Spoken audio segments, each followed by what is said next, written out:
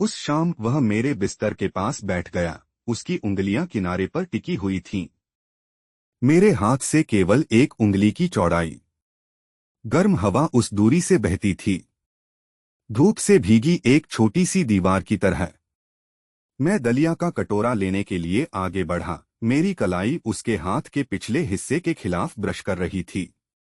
उसने अपने पूरे हाथ को कसकर पकड़ लिया। उसके पोर सफेद हो गए। उसकी सांसें जोर से दब गईं। केवल उसके द्वारा कसकर वापस पकड़ लिया गया। चांदनी पीछे से चमकती है, उसका सिलहूट सिलहूट बन जाता है। 3 मिनट के लिए वहां बैठें, घुटनों को ठंडी टाइलों से दबाएं। शुरू से अंत तक मैंने कभी छोड़ो नहीं कहा, और मैंने कभी नहीं कहा कि आप जा सकते हैं। अगले दिन वह गीले हाथों से रसोई में खड़ा था। मेरी उंगलियों से पानी की बूंदें टपकने लगीं। मैं ऊपर गया और उसकी उंगली को छुआ। बर्फ उसने चकमा नहीं दिया। उसने बस अपनी आंखें बंद कर लीं, जैसे कि किसी ने आखिरकार कुछ रखा हो, कुछ उतना ही भारी जितना हो सकता है। उस पल मुझे पता था कि वह इसे सहन नहीं कर सकता। मैं भी। गर्मियों में जब मैं 15 साल का था, तब भी मुझे समझ नहीं आया कि सीमाओं का क्या मतलब है। वह एक दोस्त के घर का रिश्तेदार था, जिसकी उम्र लगभग 40 साल थी। कफ के साथ गहरे भूरे रंग की शर्ट पहनकर बड़े करीने से मध्य हाथ तक मुड़ा हुआ है। बोलते समय वह आदतन अपना सिर थोड़ा घुमाता था। यह पुष्टि करने जैसा था कि आप ध्यान से सुन रहे थे या नहीं। पहली बार जब मैंने उसे देखा, तो वह मेरे सबसे अच्छे दोस्त के पीछे छिपा हुआ था, एक आइस पॉप पर कुतर रहा था। क्रीम पिघल गई और मेरी उंगलियों पर टपक गई, चिपचिपी।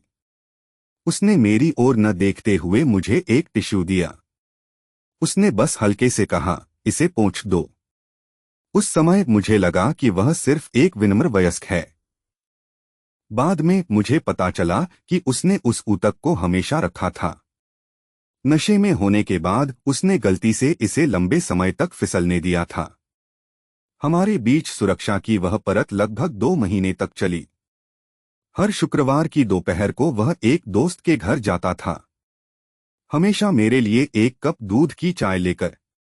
परलसातत्स्वा चीनी डिआइसिन की रेसिपी कुछ ऐसी थी जिसका मैंने लापरवाही से उल्लेख किया था जब हम पहली बार मिले थे। मैं भी खुद को भूल गया, लेकिन उसने किया। वह लिविंग रूम में बैठा था, वयस्कों के साथ बातें कर रहा था। मैं सोफे के दूसरी तरफ मुड़ गया, अपना होमवर्क करने का नाटक कर रहा था। फाउंटेन पेन की नोक बार बार स्क्रैच पेपर पर घूमती रहती है। उन्होंने एक पूरा पृष्ठ तैयार किया। एक बार वह पानी डालने के लिए उठा, और जैसे ही वह मेरे पास से गुजरा, उसकी आस्तीन धीरे से मेरी गर्दन के पिछले हिस्से को छूती रही। उस पल में मेरी गर्दन के पिछले हिस्से का हर बाल खत्म हो गया। मैंने सहज रूप से ऊपर देखा, वह मेरे स्क्रैच पेपर को देख रहा था। लगभग 2 सेकंड तक देखने के बाद उन्होंने सपाट स्वर में कहा, आपने जो वृत्त खींचा है वह वास्तव में बहुत गोल है। इतना कहने के बाद वह चलता रहा। मैंने कलम को पकड़ लिया। मेरे दिल की धड़कन इतनी जोर से थी कि यह खिड़की के बाहर सिकाडस की चहचहाहट को लगभग डुबो दिया। उस रात मैं बहुत देर तक करवट बदलता रहा, इसका पता लगाने में असमर्थ रहा। एक 40 वर्षीय आदमी चलते समय उस छोटी सी हवा को क्यों हिलाता है? यह आपको पूरी रात जगाए रख सकता है, वास्तव में भेस की उस परत को चकनाचूर कर सकता है। यह उनकी तीसरी मुलाकात थी। उस शाम अचानक बारिश हुई। एक दोस्त की बालकनी की खिड़की बंद करना भूल गई थी। हवा पर्दे को उड़ा देती है, जैसे पूरी सफेद पाल। सभी वयस्क रसोई में व्यस्त और व्यस्त थे। मैं बंद कुंडी तक पहुंचने के लिए अकेले खिड़की पर चढ़ गया। मेरा पैर फिसल गया, और मेरा पूरा शरीर पीछे की ओर झुक गया। उसी समय एक हाथ पीछे से मेरी कमर पर मजबूती से दबा हुआ था। उसकी हथेली पतली स्कूल यूनिफॉर्म शर्ट के माध्यम से गर्म हो रही थी, जैसे गर्म पानी से अभी अभी निकाला गया पत्थर। उसने एक शब्द भी नहीं कहा। वह हाथ 2 सेकंड के लिए मेरी कमर पर टिका रहा। फिर वह पीछे हट गया और एक कदम पीछे हट गया।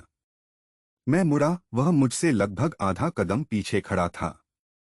उसके हाथ पहले से ही उसके बगल में वापस लटके हुए थे, लेकिन उसकी 5 उंगलियां अभी भी थोड़ी मुड़ी हुई थीं। यह ऐसा था जैसे यह अभी तक पूरी तरह से व्यवस्थित नहीं हुआ था। उसकी अभिव्यक्ति शांत थी और उसने केवल 3 शब्द कहे, नीचे आओ। उसकी आवाज सामान्य से आधा कदम कम थी। खिड़की के बाहर बारिश कांच के खिलाफ जोर से टकराई, जिससे एक दबी हुई आवाज आई। अचानक मुझे एक गंध की गंध आई। यह बारिश के पानी के साथ मिश्रित कपड़े धोने वाले डिटर्जेंट की गंध थी। उससे एक हल्की वुडी गंध भी आ रही थी। जब मैं खिड़की से नीचे कूद गया तो मेरी स्कूल की वर्दी का किनारा थोड़ा ऊपर उठ गया। उसकी कमर के किनारे पर त्वचा का एक छोटा सा धब्बा उजागर हो गया था और उसकी टकटकी 1 सेकंड के लिए वहीं टिकी रही थी। बस 1 सेकंड, फिर यह चला गया। लेकिन वह 1 सेकंड मेरे लिए अगले दशक में बार बार खेलने के लिए पर्याप्त था। उस दिन घर आने के बाद मैं आईने के सामने खड़ा था, अपनी कमर को घूर रहा था। मैंने बहुत देर तक उस त्वचा को देखा। जब आप इसे अपनी उंगली से छूते हैं तो तापमान पहले ही फीका पड़ चुका होता है, लेकिन उस हथेली का आकार हवा में जल गया लग रहा था। कोई फर्क नहीं पड़ता कि मैंने इसे कैसे देखा, ऐसा लगा कि मेरे शरीर का वह क्षेत्र अभी भी हल्का गर्म था। उस दिन से मैं उससे बचना शुरू कर दिया। वास्तव में यह वास्तव में छिपा नहीं है, यह सिर्फ इतना है कि मैं उसके सामने स्वाभाविक रूप से सांस लेने की हिम्मत नहीं करता। जब वह आया तो मैंने अपने फोन को नीचे देखने का नाटक किया, लेकिन उसकी आंख के कोने से उसकी निगाहें उसकी आस्तीन के बटन पर टिकी हुई थीं।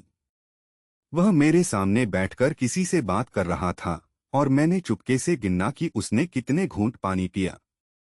कुल 7 घूंट हैं। हर बार जब कप को नीचे किया जाता है तो दबाव पिछले की तुलना में हल्का होता है। मुझे एहसास हुआ कि वह भी मुझसे बच रहा था।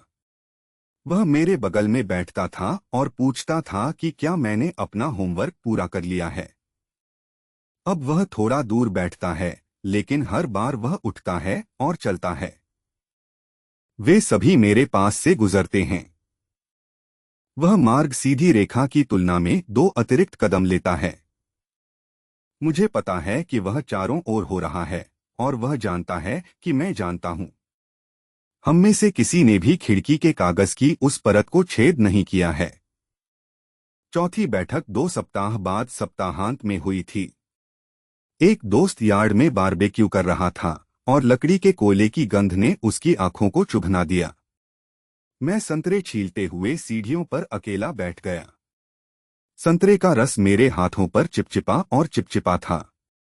वह आया और मकई भूनने के लिए अगले दरवाजे की सीढ़ियों पर बैठ गया। हमारे बीच एक खाली सीट थी, हम में से कोई भी दूसरे की ओर नहीं देख रहा था। फिर उसने अचानक कहा, क्या संतरा खट्टा है? उसका लहजा ऐसा नहीं लग रहा था जैसे वह कोई सवाल पूछ रही हो। यह एक यादृच्छिक विषय की तरह अधिक लगता है। मैं कहता हूं, आपको इसे आजमाना चाहिए। मैंने संतरे का बचा हुआ आधा हिस्सा सौंप दिया। वह एक पल के लिए स्तब्ध रह गया, फिर उसे लेने के लिए आगे बढ़ा। जैसे ही जूजी अपनी हथेली को छूने वाला था, एक बच्चा अचानक पीछे से मुझसे टकरा गया। उसने अपना हाथ आगे झुकाया और उसकी 5 अंगुलियों ने सीधे मेरे हाथ के पिछले हिस्से को ढक लिया। वह नारंगी हड्डी लकड़ी के कोयले की आग में लुढ़क गई। एक तेज आवाज के साथ यह जल गया। हमारे हाथ एक साथ ढेर हो गए थे। उसकी उंगलियां ठंडी थीं, कोयले की राख की एक परत से सना हुआ था। मेरी हथेली संतरे के रस की चिपचिपी बनावट से भर गई थी। यह स्थिति लगभग 3 सेकंड तक चली। पहले किसी ने अपना हाथ नहीं हटाया। सबसे पहले हिलने वाला उसका अंगूठा था, हल्के से मेरे हाथ के पिछले हिस्से को रगड़ रहा था। फिर उसने कहा कि यह चिपचिपा है और अपना हाथ वापस ले लिया। उसने पहले से जले हुए संतरे को पलटने के लिए अपना सिर नीचे कर लिया। उसने और कुछ नहीं कहा। उस रात मैंने अपने हाथ 4 बार धोए। यहां तक कि उसने अपने हाथ के पिछले हिस्से पर उस जगह पर भी चुटकी ली जहां उसने उसे रगड़ा था। कई हल्के लाल निशान। मैं पुष्टि करना चाहता हूं कि यह सब सच है। फिर वह अचानक पूरे 1 महीने के लिए गायब हो गया। मेरे दोस्त ने कहा कि वह एक व्यापार यात्रा पर था। हर दिन स्कूल के बाद मैं उसके घर से गुजरता था। मुंह धीमा हो जाएगा। उसने यह देखने के लिए दरवाजे पर एक नजर डाली कि क्या काले चमड़े के जूतों की वह चमकदार जोड़ी है। नहीं, उन 30 दिनों के दौरान मैंने बहुत सारे संतरे के छिलके बचाए और उन्हें खिड़की पर सुखाया। एक बार जब वे सूख जाएं, तो उन्हें छोटे कर्ल में कर्ल करें। इसमें खट्टी और कसैली गंध आती है, थोड़ी कड़वाहट के साथ। मैंने एक कलम उठाई और उस पर उसका नाम लिखा। हर बार जब मैं लिखता हूं, तो मैं इसे पार कर देता हूं। अंत में पूरे संतरे का छिलका काली रेखाओं से ढका होता है। इतना सघन रूप से पैक किया गया, आप एक भी पूरा शब्द नहीं देख सकते। वह शुक्रवार की शाम को वापस आया और अंधेरा हो रहा था। मैं एक दोस्त के लिविंग रूम में बैठा था और दरवाजे का ताला खुलने की आवाज सुनी। उसके दिल की धड़कन तुरंत रुक गई। वह पहले की तरह ही काले रंग का कोट पहने हुए अंदर चला गया। वह एक पेपर बैग ले जा रहा था और पहले वयस्कों का अभिवादन किया। फिर वह सीधे मेरे पास चला गया और मेरे बगल में बैठ गया। वह सोफे के आर्मरेस्ट पर बैठा था, जो सामान्य से मेरे करीब था। पेपर बैग उसकी गोद में टिका हुआ था और उसने अंदर से एक थर्मस निकाला और मुझे सौंप दिया। थाईलैंड से वापस लाया गया आम साबूदाना कहो। आखिर बर्फ अभी तक नहीं टूटनी चाहिए थी। उसी समय मेरी नाक अचानक झंझनाहट हुई। उन संतरे के छिलकों और 4000 किलोमीटर की बोतल को बचाने के 30 दिन। आम का साबूदाना घर ले जाया गया। यह चुपचाप हवा में ब्रश करता रहा। मैंने ढक्कन हटा दिया और एक घूंट लिया। यह मीठा था, एक मजबूत नारियल के दूध के स्वाद के साथ। आम बारीक कटा हुआ था। उसने पूछा कि क्या यह मीठा है, और मैंने हाँ कहा। फिर उसने बात करना बंद कर दिया। मैंने अपना सिर नीचे किया और धीरे धीरे साबूदाना मिठाई की चुस्की ली। मेरी आंख के कोने से मैंने देखा कि हाथ उसके घुटने पर टिका हुआ है। उसकी तर्जनी अनजाने में पैंट की सीवन पर हल्के से थपथपा रही थी। 2 हिट, 3 हिट। वह आवृत्ति मेरे दिल की धड़कन से बिल्कुल मेल खाती थी। उस दिन घर आने के बाद मैंने थर्मस कप को तब तक धोया जब तक कि वह बेदाग न हो गया। इसे दराज के सबसे भीतरी हिस्से में रख दें। उस समय मुझे वास्तव में यकीन नहीं था कि मैं क्या इकट्ठा कर रहा था। बाद में मुझे धीरे धीरे समझ में आया कि मैं जो इकट्ठा करता हूं वह एक व्यक्ति है जिसने 4000 किलोमीटर की उड़ान भरी है। वापस आने के बाद उसने जो पहला काम किया वह मेरे बगल में बैठना था और पूछना था कि क्या यह मीठा है। उस दिन से हमारे बीच सुरक्षा की वह परत बनी हुई है। टुकड़े टुकड़े होकर वह अब दूर नहीं बैठा। वह मेरे बगल में बैठता था जबकि हर कोई टीवी देख रहा था। अपनी कोहनियों को सोफे के बैकरेस्ट पर रखें, जिसमें 5 अंगुलियां नीचे लटकी हुई हों। यह केवल मेरे कंधे से एक चॉपस्टिक की दूरी के बारे में था। वह कभी भी सीमा पार नहीं करता, लेकिन वह दूरी अपने आप में एक मौन घोषणा है। कभी कभी टीवी स्क्रीन टिमटिमाती थी, उसकी प्रोफाइल पर टिमटिमाती थी। उसने मुझसे बात करने के लिए अपना सिर घुमाया। उसकी सांस धीरे से मेरे कान के आवारा बालों पर ब्रश कर रही थी। मुझे ऐसा लगा जैसे किसी ने विराम दबा दिया हो। एक बार मैंने सोफे के कुशन पर अपना सिर टिकाते हुए सोने का नाटक किया। उसकी पलकें तितली के पंखों की तरह अनियंत्रित रूप से कांप रही थीं। मैं महसूस कर सकता था कि उसकी निगाहें बहुत बहुत देर तक मेरे चेहरे पर टिकी हुई हैं। फिर उसने अपना हाथ उठाया और धीरे से मुझे अपनी नाक की नोक तक सरका दिया। बालों का एक ताला अलग हो गया, उसकी उंगली के पिछले हिस्से को मेरे गाल पर रगड़ रहा था। सुखाएं, गर्म करें, फिर नीचे रख दें। शुरू से अंत तक इसने मेरी त्वचा को 1 सेकंड से अधिक नहीं छुआ। लेकिन मैंने अपनी आंखें बंद कर लीं, मेरा मन केवल एक ही विचार से भर गया। सिर्फ वह जानता है कि मैं जाग रहा हूं, उसे पता होना चाहिए, क्योंकि मेरी सांस लंबे समय से अराजक हो गई है। लेकिन उसने फिर भी ऐसा किया, और वह एक मौन भोग था। हम दोनों एक दूसरे को शामिल कर रहे हैं, यह जानते हुए कि वास्तव में कौन सी रेखा स्पष्ट है। चूदी ने वहां पेंटिंग की, और किसी ने भी इसे छूने की पहल नहीं की। लेकिन हर बार जब मैंने एक छोटा कदम आगे बढ़ाया, दोनों की आंखों ने एक ही बात कही। मैंने वह पंक्ति देखी, लेकिन मैं आपको याद दिलाने का इरादा नहीं रखता। वास्तविक स्थानिक दृष्टिकोण तीसरे महीने में देर रात हुआ। मेरे दोस्त के माता पिता अचानक दूसरे शहर चले गए। हम आधे बड़े बच्चे रात भर घर में अकेले रहते थे। उस रात बाकी सभी लोग नीचे खेल खेल रहे थे। मुझे दिन के दौरान हीट स्ट्रोक से चक्कर आ रहा था। दूसरी मंजिल पर अतिथि कक्ष में अकेले लेटे हुए। पर्दे नहीं खींचे जाते हैं, चांदनी फर्श में लंबी रेखाओं को काटती है। मैंने सीढ़ियों के दूसरी तरफ से कदमों की आहट सुनी। मुझे लगा कि कोई चार्जर की तलाश में आ रहा है, लेकिन मैंने अपनी आंखें बंद कर लीं और हिला नहीं। दरवाजे को धीरे से धक्का दिया गया था, बस एक दरार के रूप में वह प्रवेश द्वार पर खड़ा था। अपने हाथ में सादे दलिया का एक कटोरा पकड़े हुए, उसके कंधे पर एक पतला ऊनी कंबल लपेटा हुआ था। वह अंदर आया और दलिया को नाइट स्टैंड पर रख दिया। कंबल खुला हुआ और धीरे से मेरे पैरों को ढक दिया। सभी आंदोलनों को अत्यंत हल्केपन के साथ किया गया था, मानो किसी ऐसे व्यक्ति को जगाने से डरता हो जो वास्तव में सो रहा हो।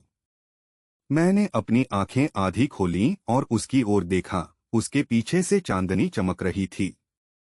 अपने सिलहूट को एक काले सिलहूट में संपीड़ित किया। वह बैठ गया और मेरी आंखों में देखा। उसने कहा कि वह सोने से पहले दलिया पिएगा। मैंने कहा कि मैं खाना नहीं चाहता। उसने गुनगुनाते हुए जवाब दिया, लेकिन नहीं गया। बस ऐसे ही बैठ जाओ, उंगलियां बिस्तर के किनारे पर टिकी हुई हों। यह मेरे हाथ से केवल एक उंगली की चौड़ाई के बारे में था। चांदनी के नीचे उस उंगली की दूरी विशेष रूप से लंबी लग रही थी। यह इतना लंबा था कि मैं उसके हाथ की पीठ पर हवा में बहती गर्मी को भी महसूस कर सकता था, गर्म धूप से भीगी हुई छोटी दीवार की तरह। मैं दलिया का कटोरा लेने के लिए आगे बढ़ा। मेरी कलाई उसके हाथ के पिछले हिस्से के खिलाफ ब्रश कर रही थी। बस उसी पल उसका पूरा हाथ अचानक कस गया। उसके पोर सफेद चमक रहे थे और उसकी सांसें भारी हो गईं। उसने उसे फिर से नीचे दबा दिया। पूरी प्रक्रिया में 2 सेकंड से भी कम समय लगा। उसने कंबल को थोड़ा ऊपर खींचा और मेरे कंधे तक दिया। उसकी उंगलियां 1 सेकंड के लिए रुक गईं क्योंकि वे मेरे कॉलरबोन के ऊपर से गुजरे। मुझे छुए बिना यह बस हवा में रुक जाता है। उसी पल में हवा ठोस हो गई। मैं मुश्किल से सांस ले पा रहा था। फिर वह खड़ा हुआ और बोला, अगर तुम्हें किसी चीज की जरूरत है तो मुझे बुलाओ। वह बाहर चला गया और दरवाजे के पट्टा पर आवाज एक आह की तरह नरम थी। मैंने दलिया का वह कटोरा पकड़ लिया। दीवारें गर्म और आरामदायक थीं। अचानक उसे एहसास हुआ कि जब वह अभी वहां बैठा था, घुटने को हमेशा फर्श से दबाया जाता था। टाइलें इतनी ठंडी थीं, वह कम से कम 3 मिनट तक वहीं बैठा रहा। और शुरू से अंत तक मैंने एक बार भी नहीं कहा, आपको जाना चाहिए। मैंने उस कटोरी दलिया को बहुत देर तक पिया, और हर काटने के साथ मैं एक ही चीज के बारे में सोच रहा था। जब वह मेरे बिस्तर के पास बैठ गया तो वह क्या सोच रहा था? क्या यह बच्चा बीमार है और उसे देखभाल की जरूरत है, या मुझे छोड़ना होगा? अन्यथा मैं वास्तव में नहीं जा पाऊंगा। अगली सुबह जब मैं उठा, कंबल अभी भी उस पर ठीक से ढका हुआ था। मैं नीचे गया और देखा कि वह लिविंग रूम के सोफे पर बैठा है, अपने फोन को देख रहा है। उसने मेरी ओर देखा, उसकी टकटकी केवल एक संक्षिप्त क्षण के लिए मेरे होठों पर टिकी रही, फिर वह दूर चला गया। मैंने बाद में कई बार इस तरह का रूप देखा। जब भी उनके दिल में कहने के लिए कुछ होता था लेकिन वह कह नहीं पाते थे, तो वह अभिव्यक्ति हमेशा एक जैसी होती थी। यह एक वाक्य की तरह था जो सीधे जीभ की नोक पर लुढ़क गया था, लेकिन उसके दांतों ने उसे फिर से जबरदस्ती रोक दिया। दरअसल उस दौरान हम में से किसी ने भी फाइनल लाइन पार नहीं की, लेकिन हर बार जब वह मुझसे बात करने के लिए बैठ जाता था, उसकी उंगलियां हमेशा उसके घुटनों पर टिकी रहती हैं, और सफेद रंग से थोड़े रंगे होते हैं। हर बार जब वह जाने के लिए खड़ा होता था, मेरा शरीर हमेशा पहले मेरी ओर थोड़ा झुकता है, फिर इसे जबरन वापस मोड़ दें। हर बार जब वह कहता है कि मैं पहले जा रहा हूं, अंतिम नोट हमेशा थोड़ा ऊपर उठता है। यह मेरे कहने का इंतजार करने जैसा है, थोड़ी देर और बैठो, और मैं इसे हर बार कहता हूं। वह महीना 30 दिन था जब हमारी अस्पष्टता अपने चरम पर थी। सभी स्पर्श जो वास्तव में कभी नहीं हुए, यह सब हवा में उच्च सांद्रता में होता है। वह मेरे पीछे खड़ा था और मुझे पेंट करते हुए देख रहा था। मेरी सांसों की आवृत्ति मेरी गर्दन के पिछले हिस्से पर पड़ती है। वह रसोई में फल काट रहा था जब मैं पानी का कप लेने के लिए उसके पास से गुजरा। उसके हाथ में चाकू रुक गया और वह मुझे स्कूल के गेट तक ले जाने के लिए कार में बैठ गया। इंजन बंद होने के बाद 10 सेकंड का मौन। स्टीयरिंग व्हील को पकड़ने वाली उसकी उंगलियां धीरे धीरे ढीली हो गईं, फिर धीरे धीरे जकड़ गईं। प्रत्येक मामला महत्वहीन होता है जब व्यक्तिगत रूप से देखा जाता है, लेकिन जब एक साथ ढेर हो जाते हैं तो वे एक पहाड़ बनाते हैं। मेरी छाती पर जोर से दबाव डाल रहा है। मेरे 15वें वर्ष का हर दिन लालगर्म लोहे की प्लेट पर चलने जैसा लगता है, गर्म और दर्दनाक, फिर भी छोड़ने के लिए अनिच्छुक। फिर उसने मुझे अकेले मिलने के लिए कहा। यह पहली बार था जब हम दोनों ही किसी दोस्त के घर नहीं थे, नहीं उनमें से किसी की दृष्टि में। उसने कार को स्कूल के पीछे के रास्ते पर खड़ा कर दिया, जो विमान के पेड़ों से घिरा हुआ था। कार की खिड़की आधी लुढ़क जाती है और शरद ऋतु की हवा दरारों से अंदर आती है, एक कुरकुरा सूखी ठंडक के साथ। जब वह मेरी ओर देखने लगा, मेरी आंखों में कुछ ऐसा था जो मैंने पहले कभी नहीं देखा था। नम्रता नहीं, बल्कि कुछ भारी। ऐसा लग रहा था जैसे किसी ने कुछ कहने का बहुत बड़ा फैसला कर लिया हो, लेकिन उसे इस बात का भी डर था कि एक बार जब उसने यह कह दिया तो वह इसे वापस नहीं ले पाएगी। उसने कहा कि वह तुम्हें ड्रिंक के लिए बाहर ले जाएगा, और आवाज सामान्य से पूरी 2 डिग्री कम थी।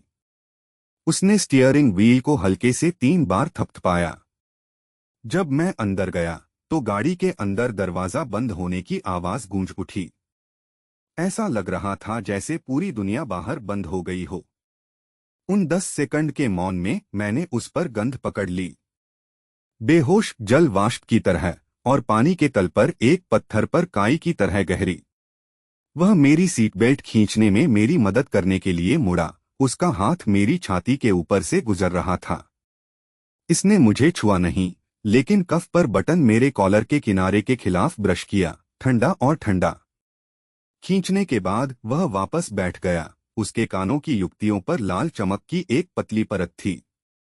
फीनिक्स पेड़ के पत्तों में अंतराल के माध्यम से छानने वाले प्रकाश के पैच में बेहोश दिखाई देता है। उसने मेरी ओर नहीं देखा और सीधे कार स्टार्ट कर दी। मैंने अपनी सीट बेल्ट पकड़ ली। मेरे मन में केवल एक ही विचार था। मुझे पता था कि वह लाइन आज मुसीबत में पड़ने वाली है, और मैं भागने की कोशिश नहीं कर रहा था। कार के बाहर निकलने के बाद पहले 5 मिनट में गाड़ी इतनी शांत थी कि एयर कंडीशनिंग वेंट से केवल हल्की फुफकार की आवाज ही रह गई। उसका दाहिना हाथ स्टीयरिंग व्हील पर टिका हुआ था और उसका बायां हाथ गियर लीवर पर टिका हुआ था। और आराम से और मुड़े हुए हैं, सामान्य से अलग नहीं दिखते हैं। लेकिन मैंने देखा कि उसकी गियर शिफ्टिंग आवृत्ति बंद थी। वह 10 साल से अधिक समय से उस सड़क पर चला रहा था। वह अपनी आंखें बंद करके जानता था कि कब शिफ्ट होने का समय है। आज मैंने एक बार गलत गियर बदल दिया। तीसरा गियर 5वें पर स्थानांतरित हो गया। इंजन ने एक दबी हुई गर्जना की। उसने बिना एक शब्द कहे जल्दी से इसकी भरपाई कर ली। जानबूझकर बनाए रखा गया विश्राम पूरे शरीर के कठोर होने की तुलना में अधिक तंत्रिका ब्रेकिंग था। जैसे कोई व्यक्ति यह दिखावा करने के लिए अपनी पूरी ताकत लगा रहा हो कि कुछ भी नहीं हुआ। मैं यात्री सीट पर वापस झुक गया, खिड़की से बाहर देखने के लिए अपना सिर घुमाया। फीनिक्स के पेड़ के पत्ते एक एक करके बह गए। सूरज की रोशनी प्रकाश के छोटे छोटे पैच में बिखर गई क्योंकि विंडशील्ड के माध्यम से प्रकाश प्रवाहित हुआ। यह उसके हाथ के पिछले हिस्से पर उतरा। उसकी दाहिनी अनामिका के किनारे पर एक पतला सफेद निशान था, कागज द्वारा छोड़े गए निशान की तरह घुमावदार। मैंने पहले कभी उस निशान पर ध्यान नहीं दिया था, लेकिन उस दिन मैंने पूरा रास्ता देखा। मुझे मन ही मन यह भी लगा कि क्या मैं बाहर पहुंचा और उस निशान को छुआ, क्या वह अपना हाथ पीछे खींचेगा? यह विचार 17 बार आगे पीछे हुआ। मैंने इसे एक बार भी नहीं किया है। वह मुझे किसी कैफे में नहीं ले गया। कार एक संकरी गली में बदल गई और 2 पुराने घरों के बीच एक समाशोधन में रुक गई। उसने कहा कि वह पहले कार से बाहर निकला। उसने ट्रंक के चारों ओर चक्कर लगाया और एक थर्मल बैग निकाला। उसने मुझे एक और कोट दिया, यह कहते हुए कि वहां हवा चल रही है।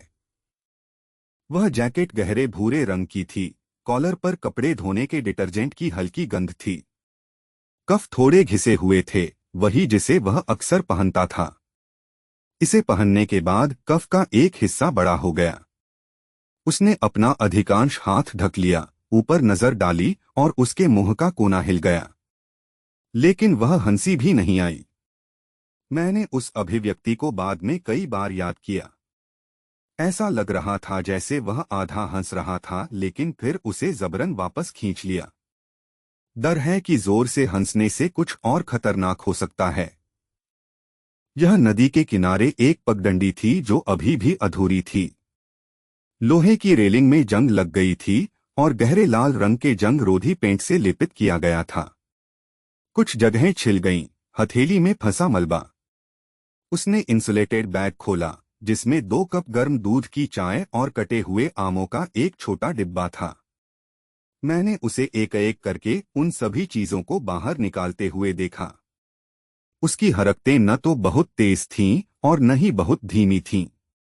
उसने प्लास्टिक के डिब्बे के किनारे पर अपनी उंगली पोंछी, जैसे कि यह सुनिश्चित करने के लिए कि मेरे हाथों पर पानी के दाग नहीं थे।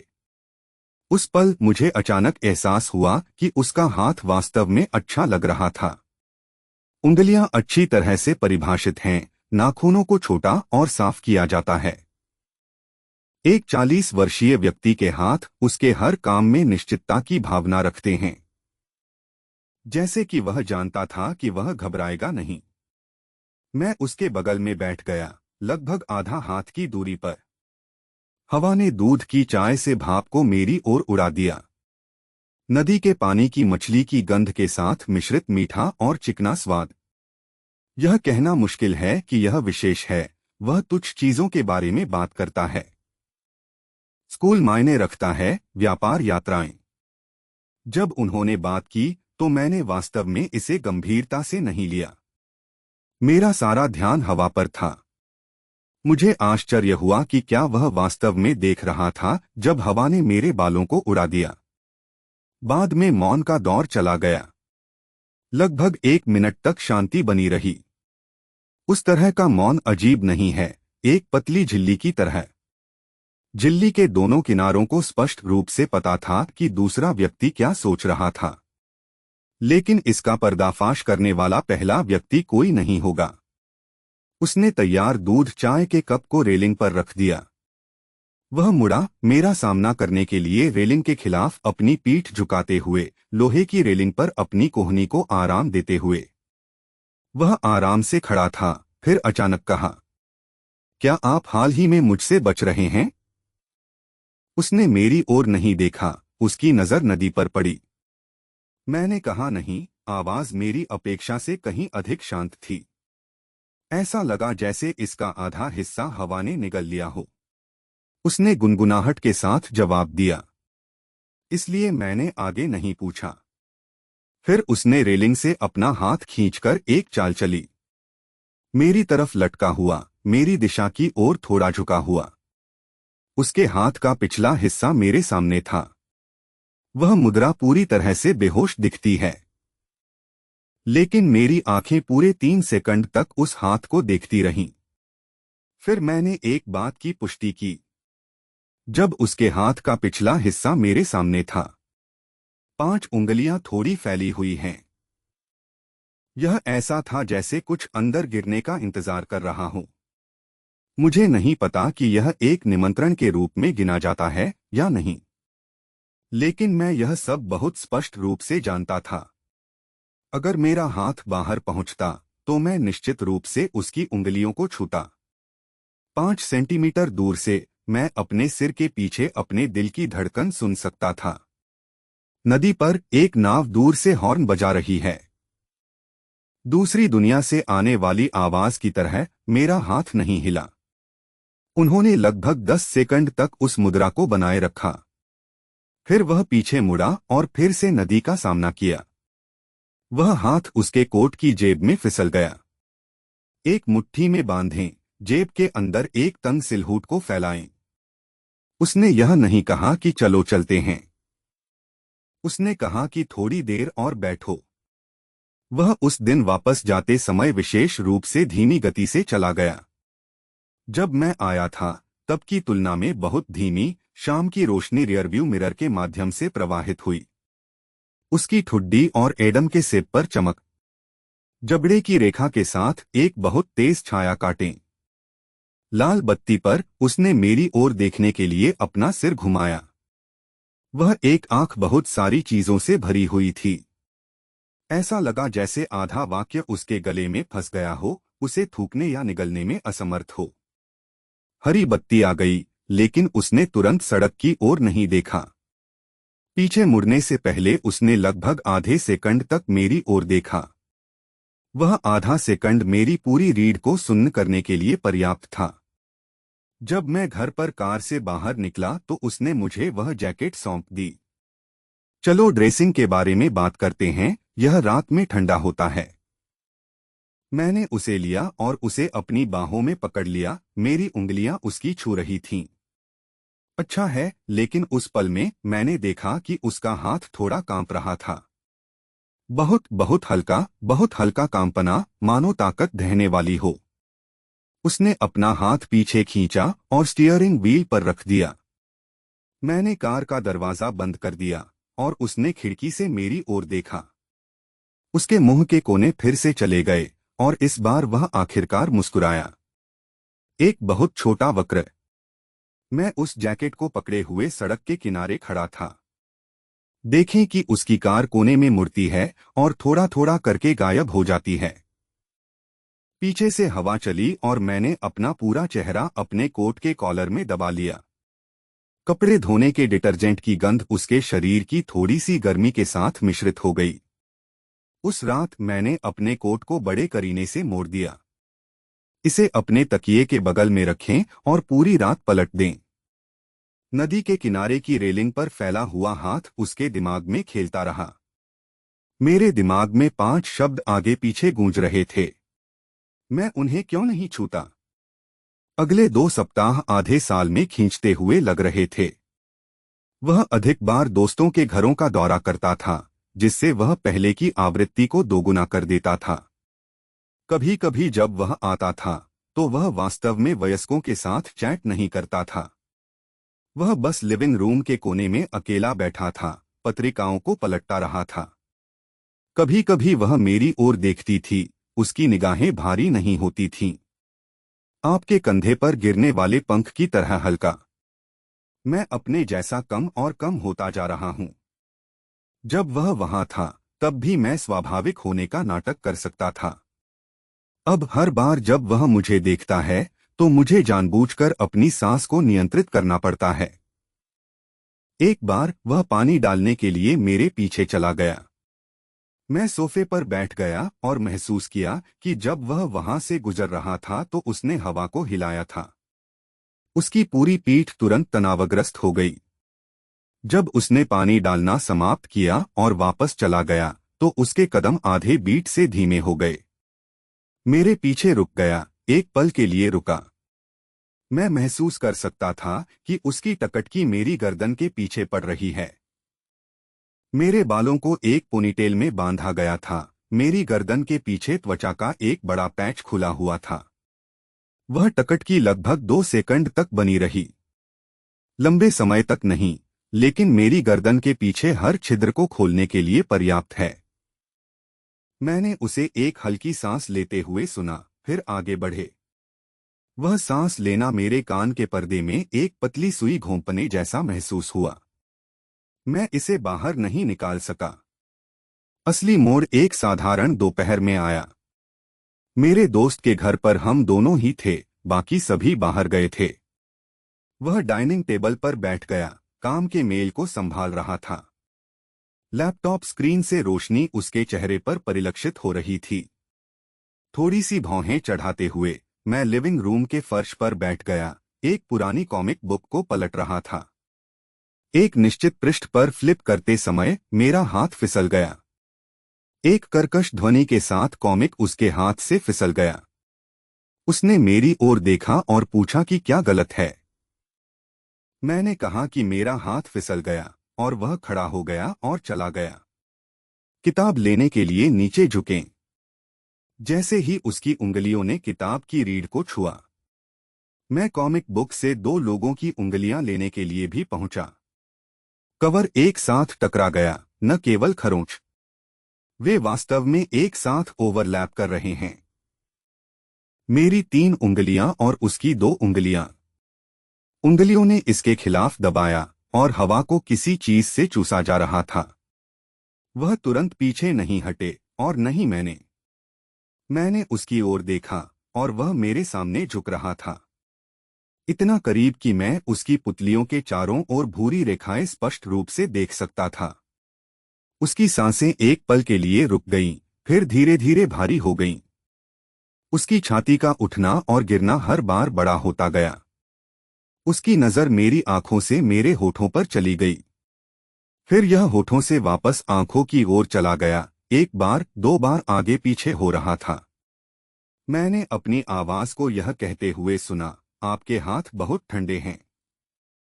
उसकी आवाज इतनी कांप रही थी कि यह मेरी अपनी तरह नहीं लग रही थी।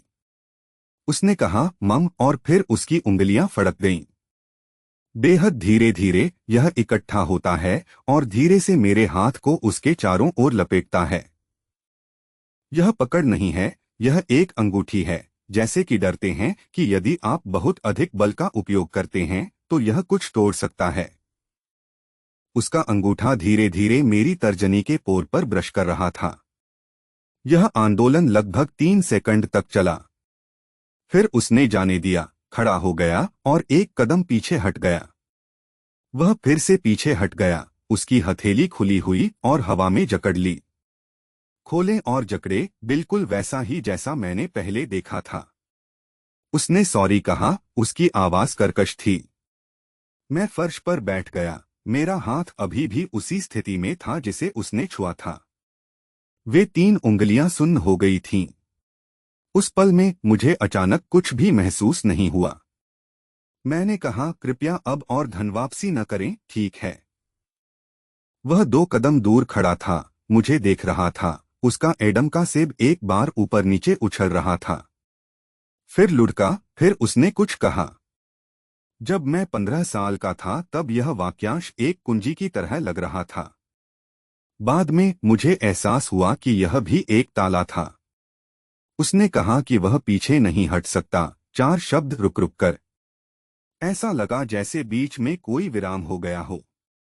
उसकी आंखें थोड़ी लाल थीं, जब तक आप करीब से नहीं देखते तब तक बताना असंभव था, लेकिन मुझे पता था कि वह अब और नहीं रुक सकता। इससे पहले मैं हमेशा सोचती थी कि मैं ही बोझ उठा रही हूं और इसे सहन कर रही हूं। संयम महत्वपूर्ण है। यह पता चला है कि वह यहां भी है और हम सभी एक ही आग से जल गए हैं। यह उस लाइन के उसी तरफ जल गया। वह मुड़ा, डाइनिंग टेबल पर वापस चला गया और बैठ गया। कंप्यूटर स्क्रीन को घूरते हुए उसने अब ऊपर नहीं देखा। मैं बहुत देर तक फर्श पर बैठा रहा। वह तब तक बैठा रहा जब तक कि खड़े होने से पहले उसके घुटने सुन्न नहीं हो गए। जब मैं पानी डालने के लिए रसोई में गया तो मैं उसके पीछे से गुजरा।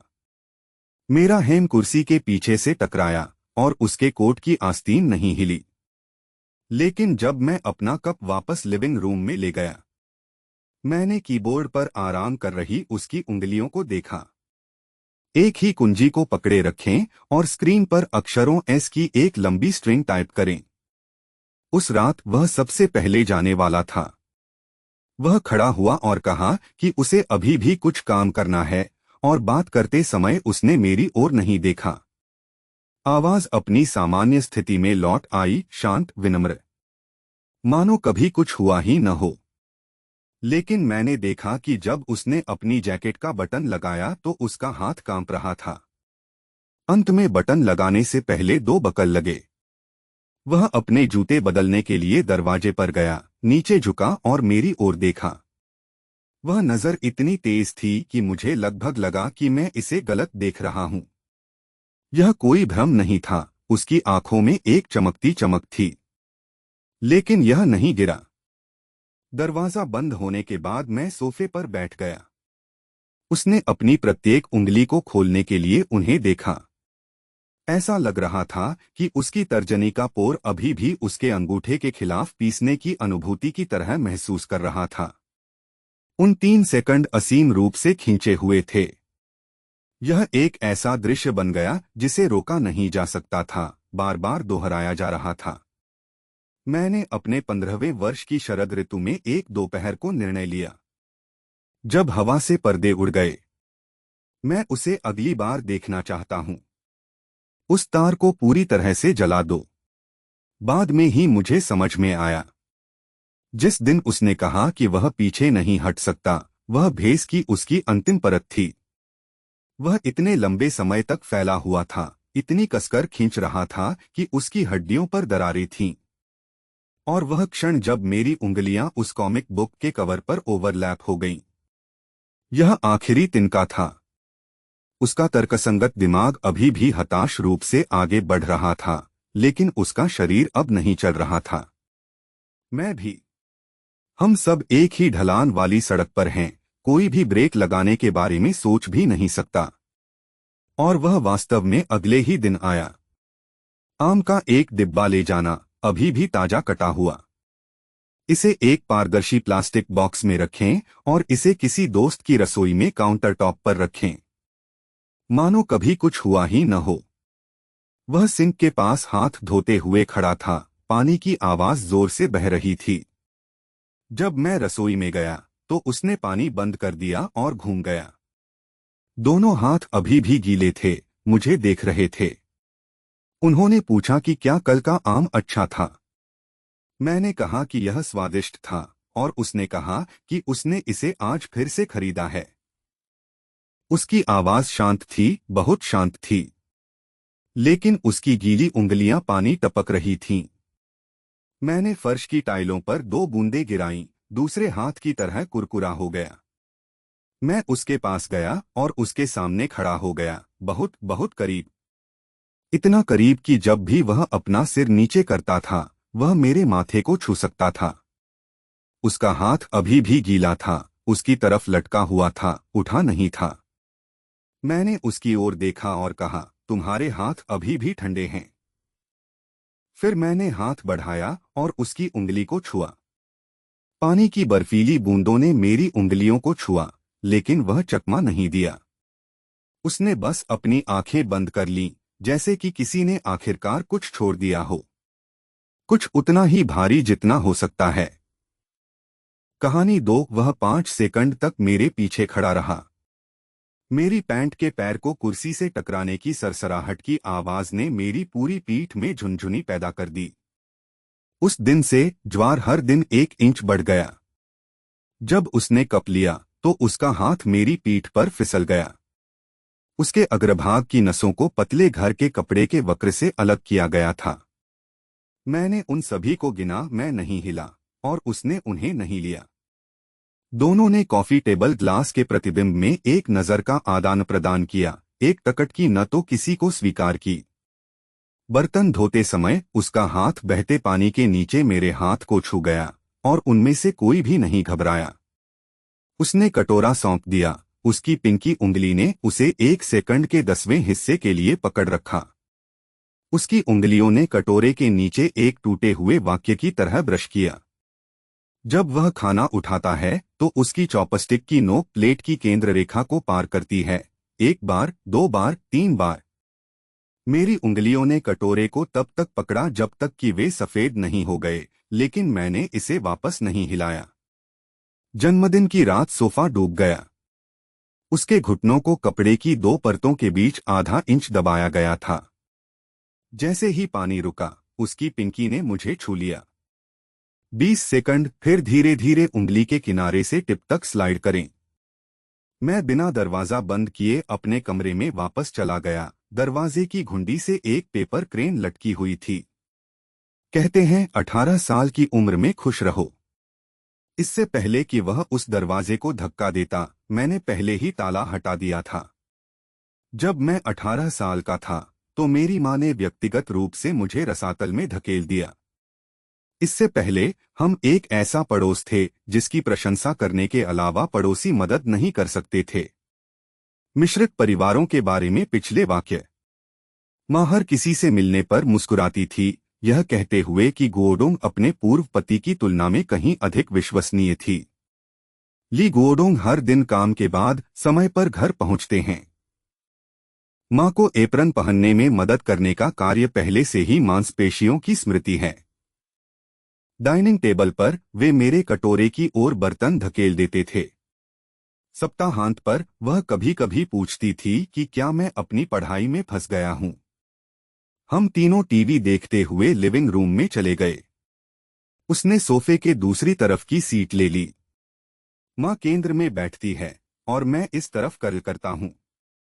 दूरी बिल्कुल सही थी, एक शासक के रूप में सुरक्षित थी।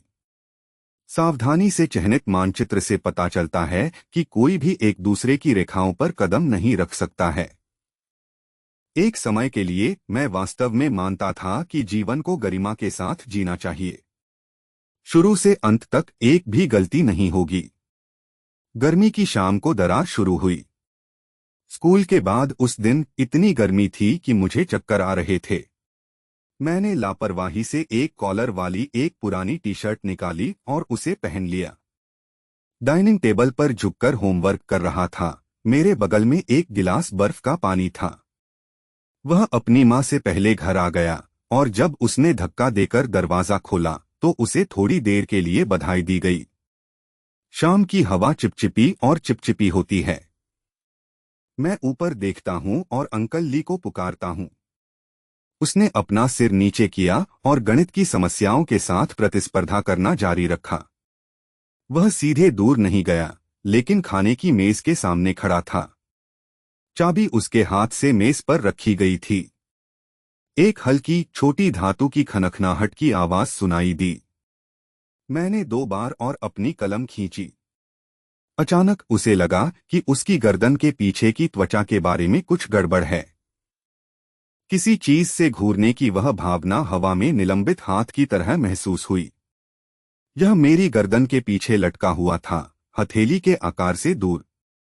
यह कभी नहीं गिरा, लेकिन उस क्षेत्र के सभी बाल समाप्त हो गए। मैंने उसकी ओर देखा और वह भी मुझे देख रहा था। उसकी टकटकी मेरे कॉलर बोन के ऊपर उजागर त्वचा के छोटे से पैच पर टिकी हुई थी। 1 सेकंड, 2 सेकंड, 3 सेकंड। उन 3 सेकंड को किसी ने धीमा कर दिया था और खिड़की के बाहर चहकने वाला सिकाड़ा अचानक एक पंक्ति में फैल गया।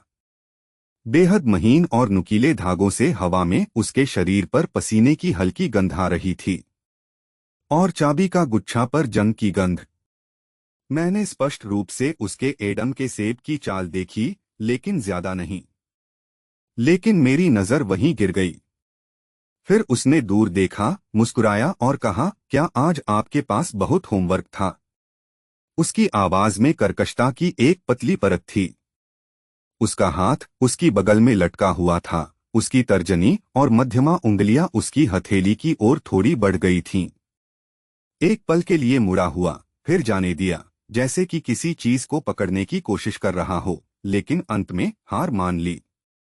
मैंने ज्यादा कुछ नहीं कहा, फिर अपना सिर नीचे किया और लिखना जारी रखा। लेकिन मेरी कलम अब एक पूर्ण चरित्र नहीं लिख सकती है। स्क्रैच पेपर पर जो कुछ बचा था वह घने काले डॉट्स का एक छोटा सा पैच था। मैं महसूस कर सकता था कि वह अभी भी वहीं खड़ा है। लगभग 5 या 6 सेकंड के बाद टकटकी से घिरे होने की दमनकारी भावना आखिरकार आ गई। उससे हटकर वह मुड़ा और रसोई की ओर चला गया। जब यह मेरी कुर्सी के पीछे से गुजरा तो पैंट के पैर कुर्सी के पीछे के कपड़े से टकरा गए। इसमें एक हल्की दबी हुई सरसराहट की आवाज आई।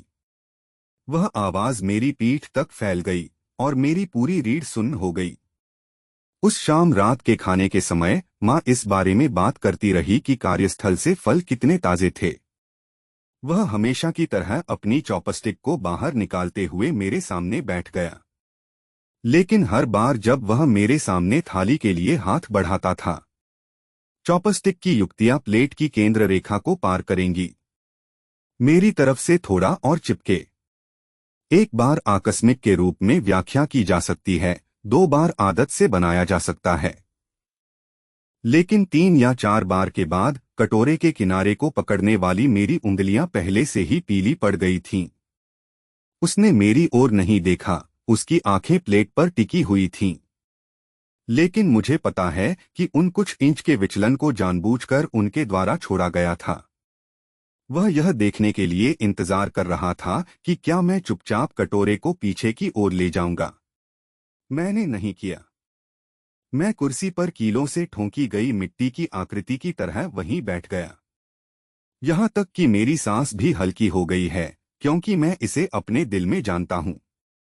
जब तक मैं पीछे हटने का थोड़ा सा भी संकेत दिखाता हूं, परोसा गया गरिमापूर्ण भोजन फर्श पर छींटे के साथ बिखर जाएगा। बाद में मैंने उससे बचना सीखा, न कि उस तरह की जबरदस्त चकमा देना। यह एक मुंह छिपाना था ताकि माँ को कोई उद्घाटन न दिखाई दे। वह सोफे के बाईं ओर बैठता है, इसलिए मैं दूर दाएं छोर तक चक्कर लगाता हूँ। वह सिंक के पास बर्तन धो रहा था और मैं तब तक इंतजार करता रहा जब तक कि माँ रसोई में नहीं चली गई। फैन का कप पकड़े हुए अंदर चला गया, लेकिन मुझे धीरे धीरे कुछ एहसास हुआ। वह ठीक उसी तरह मेरी ओर आ रहा था। हर बार जब मैं एक नए कोने में जाता हूं, अगली बार वह पिछली बार की तुलना में आधा कदम करीब दिखाई देगा। इस तरह का दृष्टिकोण बड़े कदमों के साथ जल्दबाजी करने के बारे में नहीं है। इसे इंच दर इंच ले जाया गया, जैसे हर दिन चुपचाप बढ़ता समुद्री जल। जब तक आप पीछे मुड़कर देखते हैं, तब तक पानी आपकी टखनों तक पहुंच चुका होता है। एक बार माँ बालकनी पर कपड़े पैक कर रही थी। मैं लिविंग रूम में कॉफी टेबल के पास रिमोट से पलट रहा था। वह सोफे पर बैठकर अखबार पढ़ रहा था। जब मैं झुका तो मेरे बाल ढीले हो गए और मेरे चेहरे के किनारे लटक गए। अचानक मुझे लगा कि हवा का एक झोंका आ रहा है। वह कॉफी टेबल के दूसरे छोर से पानी का कप लेने के लिए मेरी तरफ बढ़ा। उसका अग्रभाग मेरी पीठ के पास से फिसल गया, उस पतले घर के कपड़े से अलग हो गया। मैं उसके अग्रभाग पर एक नस का एक हल्का वक्र भी महसूस कर सकता था। यह गति बहुत धीमी है, एक गिलास पानी पाने में इतना समय नहीं लगता है। उसकी कलाई मेरी कमर के ऊपर से गुजरते हुए थोड़ी देर के लिए मंडरा रही थी। इतना छोटा कि यह लगभग न के बराबर था, लेकिन मेरे शरीर की हर नस उसके लिए उस पल को गिन रही थी। मैं नहीं हिला, मैंने हिलने की हिम्मत नहीं की, मुझे डर है कि मैं बस एक बार हिलूंगा। उसके पोर स्वाभाविक रूप से मेरी कमर पर दबाव डालते थे। मैं लगभग 2 सेकंड के लिए अपनी जगह पर जमे हुए खड़ा रहा। उसकी नीची हुई आंखें कॉफी टेबल के गिलास पर परिलक्षित हो रही थीं। वह कांच की ओर बिल्कुल भी नहीं देख रहा था, वह कांच पर मेरा प्रतिबिंब देख रहा था। मैं अचानक सीधा हो गया और आधा कदम पीछे हट गया। मेरे पैर की उंगलियां कॉफी टेबल के पैर से टकरा रही थीं। पानी की कुछ बूंदें कप से बाहर निकलीं और अखबार पर गिर गईं। तभी उसने शांति से अपना हाथ वापस ले लिया। उन्होंने सपाट स्वर में उत्तर दिया, अगर कुछ भी गलत नहीं है तो बस इसे मिटा दें। फिर उसके अंगूठे ने गीली जगह पर दबाया और उसे 2 बार आगे पीछे रगड़ दिया। गति धीमी है, अंगूठा धीरे से गीले निशान का अनुसरण करता है। उस हरकत ने अचानक मेरी छाती को कस दिया। मैं मुड़ा और अपने कमरे में वापस चला गया। मेरी पीठ दरवाजे के पैनल के खिलाफ दबाई गई, सांस के लिए हांफते हुए। मेरी उंगलियां कांप रही हैं, इसलिए नहीं कि मुझे डर है। ऐसा इसलिए था क्योंकि मुझे एहसास हुआ कि अभी अभी ठंड के उन 2 सेकंड के दौरान मुझे बिल्कुल भी घृणा महसूस नहीं हुई। उस दिन से मेरे अंदर कुछ टूटने लगा। अब पहले की तरह एक भी साफ पत्थर नहीं। मैं अब उससे विशुद्ध रूप से नफरत नहीं कर सकता, क्योंकि मुझे एहसास हुआ कि मैं पहले से ही उस 2 व्यक्ति मैच को पूरा करने के लिए उसके साथ सहयोग कर रहा था। सच्चाई जानकर वह चुपचाप सहमत हो गया। रात के खाने के बाद वह सिंक के पास बर्तन धोते हुए खड़ा हो गया। मैं बर्तन पोंछते हुए किनारे के खिलाफ झुक गया। उनके हाथ कभी कभी बहते पानी के नीचे टकराते थे। बहते पानी के पार कोई भी पहले पीछे नहीं खींचा। उसने धुला हुआ कटोरा सौंप दिया। उसकी उंगलियां नीचे की तरफ टिकी हुई थीं। जब मैं इसे लेने गया तो मेरी उंगलियां कटोरे के किनारे पर पड़ी। उनके बीच गर्म जल वाष्प का एक छोटा सा खंड और चीनी मिट्टी के बर्तन की सतह ही है। जब उसने जाने दिया तो उसकी पिंकी 1 सेकंड के एक अंश के लिए रुक जाएगी। उसकी उंगलियां धीरे से कटोरे के तल के वक्र के साथ ब्रश करती थीं। उसकी जीभ की नोक पर एक वाक्य की तरह लेकिन वापस निगल लिया। मैंने इसे लिया और इसे हलकों में कपड़े से पोंछकर सुखा लिया।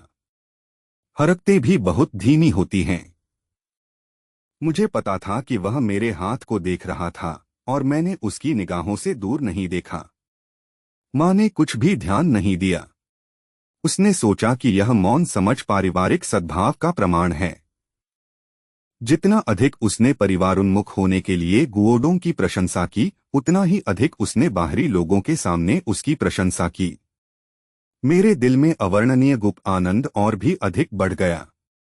ऐसा लगा जैसे कोई कैंडी चुरा रही हो जिसे आपको नहीं छूना चाहिए था और उसे अपनी जीभ के नीचे दबा रहा हो। लहरों में मिठास रिसती है। मुझे पता था कि मुझे इसे निगलना नहीं चाहिए, लेकिन मैं इसे थूकना सहन नहीं कर सकता था। नियंत्रण का वास्तविक नुकसान 18वें जन्मदिन से 1 सप्ताह पहले हुआ था। उस दिन माँ को अंतिम समय में ओवरटाइम काम करना था, इसलिए यह सिर्फ वह और मैं घर पर रात का खाना खा रहे थे। मैं मूल रूप से कहना चाहता था कि मुझे भूख नहीं है, लेकिन जब मैंने यह कहा तो यह एक साधारण ठीक है में बदल गया। जैसे ही वह शब्द उसके मुंह से निकला, मैंने उसकी आंखों में कुछ चमक देखी। उस चमक ने मेरे बछड़ों को अचानक एक धड़कन से कमजोर कर दिया। रात का खाना शांत था। उसने ब्रेस्ट पोर्क रिब्स और लहसुन का साग बनाया। मैंने अपना सिर नीचे रखा और अपना खाना खा रहा था। आधे रास्ते में उसने अचानक मुझसे अपनी चॉपस्टिक बाहर निकाल दी। उसने चावल का एक दाना उठाया जो कटोरे के किनारे से मेज पर गिर गया था। चॉपस्टिक की नोक ने कटोरे के किनारे को छुआ, जिससे एक कुरकुरा क्लैंग पैदा हुआ। मैंने उसकी ओर देखा, लेकिन उसने मेरी ओर नहीं देखा। उसने धीरे धीरे चावल के उस दाने को चबाने के लिए अपने मुंह में डाल लिया। वह इशारा बहुत अंतरंग था। इतना करीब यह संकेत दे रहा था कि हमारे बीच किसी तरह का मौन समझौता था। चॉपस्टिक पकड़े हुए मेरा हाथ गर्म हो गया। मैंने कभी भी अपने कटोरे में बचा हुआ चावल नहीं निगला। खाने के बाद वह कटोरा साफ करने के लिए उठा और मैं उसे प्लेट ले जाने में मदद करने के लिए खड़ा हो गया। रसोई में केवल एक गर्म पीली रोशनी थी। वह नल के नीचे खड़ा हो गया और हाथ दौड़ाया।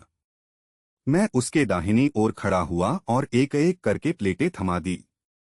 जब उसने थाली ली तो उसकी उंगलियां मेरे हाथ के पिछले हिस्से पर फिसल गईं।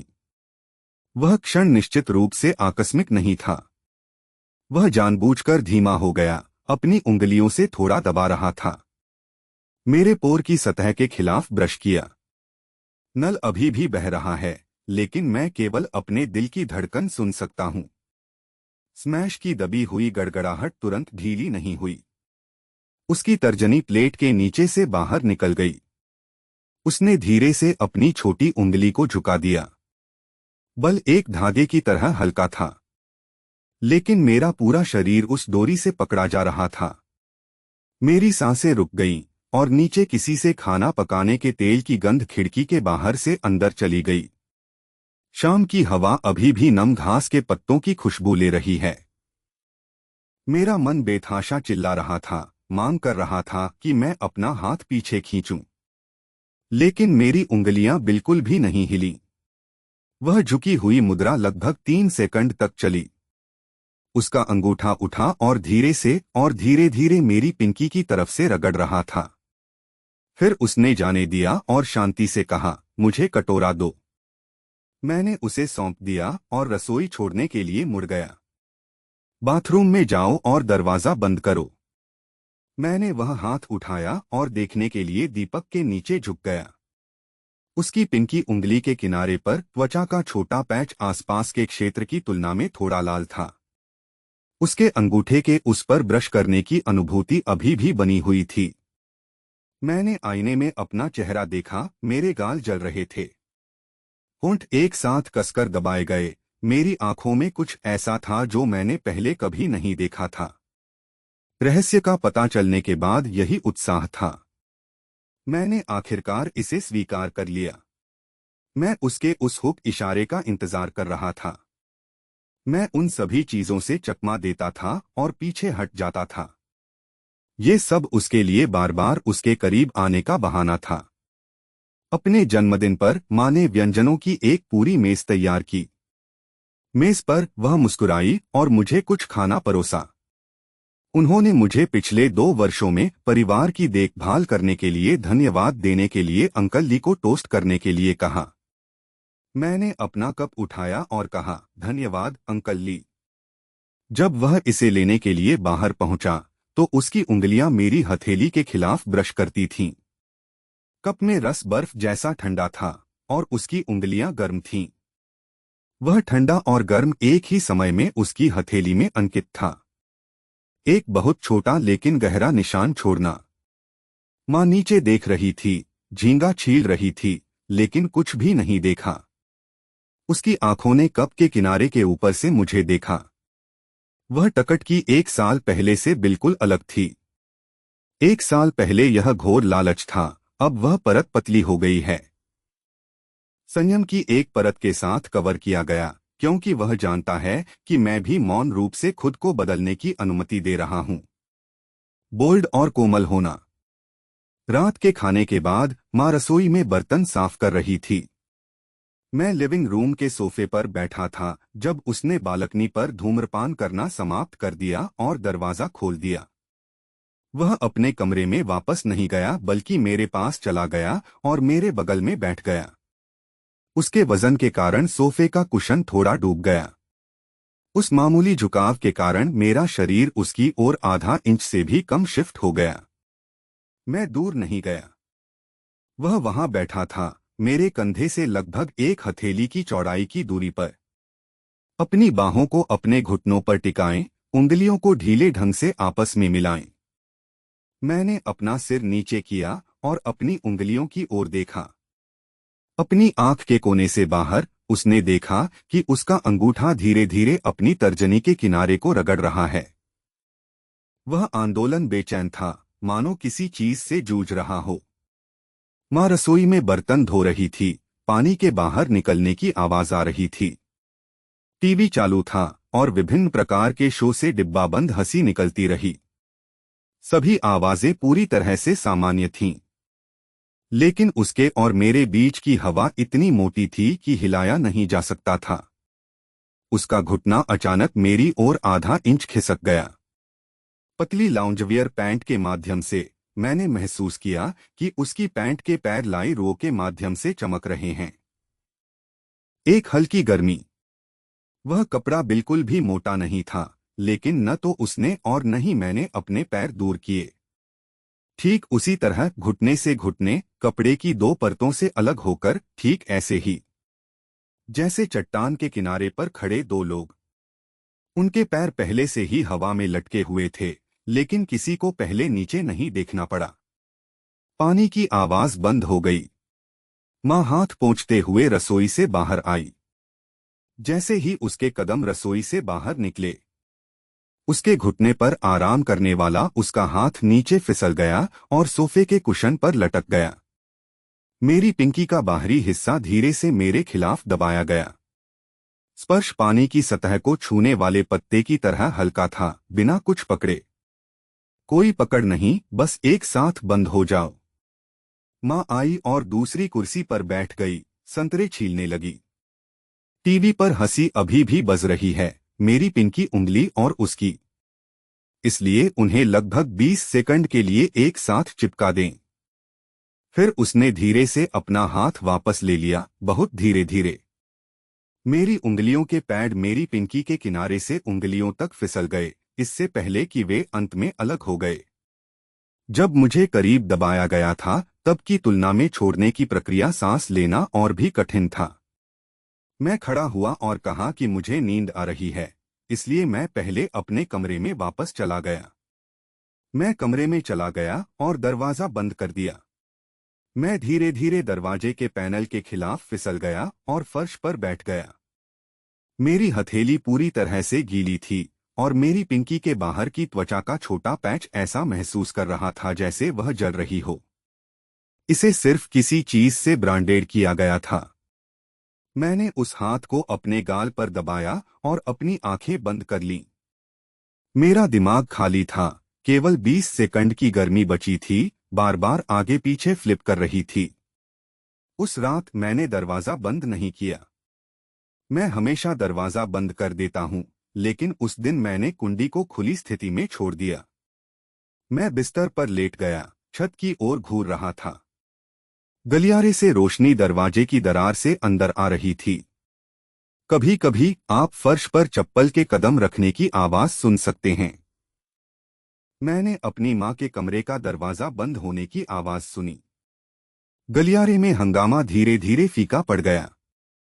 अंत में सभी आवाजें फीकी पड़ गईं। मैंने खुले दरवाजे को देखा। मेरे दिल की धड़कन मेरे कान के पर्दे से टकरा रही थी, इतना भारी था कि मेरा पूरा शरीर कांप रहा था। वह दरवाजा पूरी रात नहीं खोला गया, लेकिन अगली सुबह जब मैं उठा, मैंने देखा कि दरवाजे के हैंडल से लटकी हुई एक छोटी सी क्रेन सफेद कागज से मुड़ी हुई है।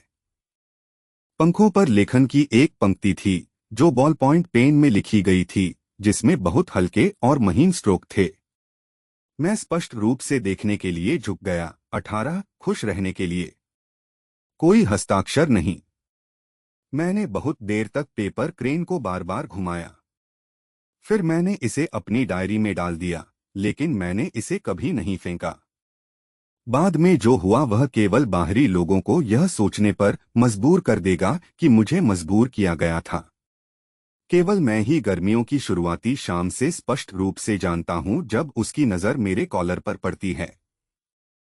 3 सेकंड से जब उसने मेरी पिंकी को हुक करने के लिए अपना मुंह बंद कर दिया। फिर पेपर क्रेन चुपचाप दरवाजे के हैंडल पर लटक जाती है। उस समय के दौरान मेरे पास एक ठहराव को कॉल करने के लिए 10,000 से अधिक मौके थे। 10,000 मौके। आप लॉक बटन दबा सकते हैं, मैंने एक बार भी नहीं चुना है। उस दरवाजे को वास्तव में बाद में धक्का देकर खोला गया था, लेकिन इससे पहले कि वह पहुंच पाता, मैंने पहले ही व्यक्तिगत रूप से ताला पूरी तरह से हटा दिया था। कहानी 3। उन हाथों का तापमान इतना विशिष्ट होता है जैसे गर्म चाबी।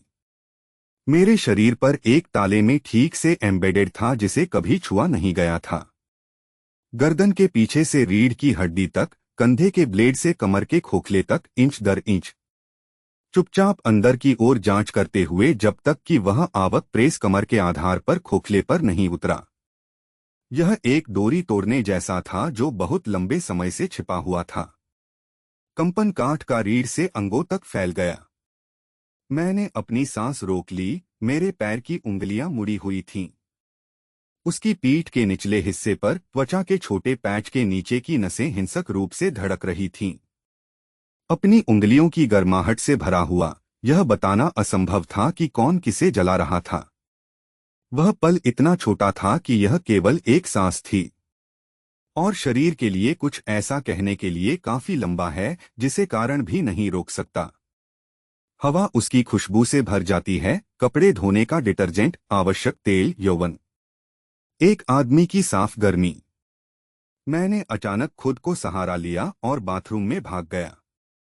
आईने में चेहरा लाल और नम था, होंठ थोड़े अलग हो गए थे।